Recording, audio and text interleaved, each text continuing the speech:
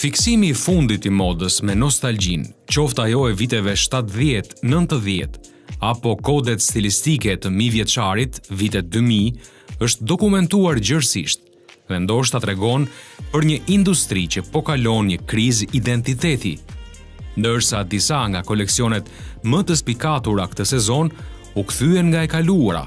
Synimi për shumë prej tyre ishte të rikrijonin, jo të riprodhonin.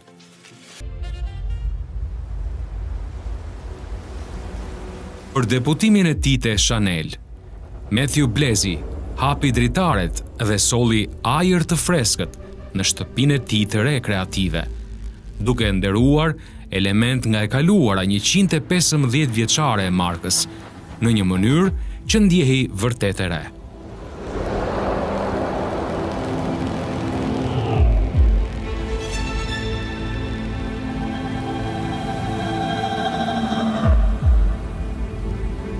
Nuk ishte një leksion historie, por një ushtrim eksperimental përmes materialeve, siluetave dhe stilizimit.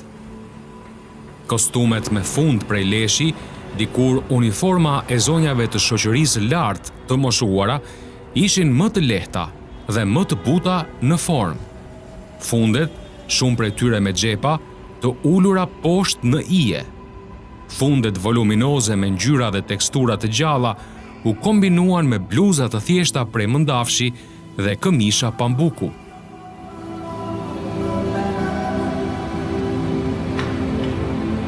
Në një kthes argëtuese, Blazy ka shtuar tel të lakueshëm prej bakri në çantën klasike të Chanel 2.55, që mund të shtrëngohej dhe formësohej nga vetë pronari.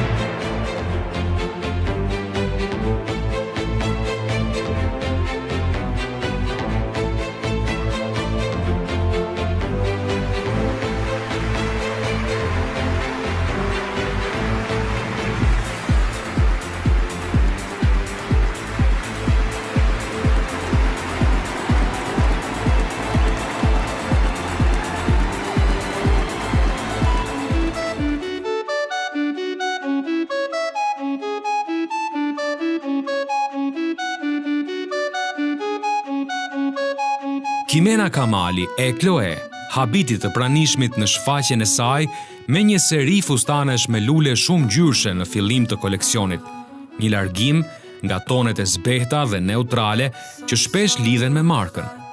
Këtë sezon, ajo tha se ishte kurioze të imagjinonte se si do dukej kuturi Chloe. Përgjigja ishte një riinterpretim I qetë I teknikave klasike të kuturit, përfshirë derdhjen dhe palosjen, por të realizuara me materiale të thjeshta, pambuku, për të krijuar fustane të zakonshme, që mund të vishen në një festë pranë pishinës, dhe jo në një gala formale.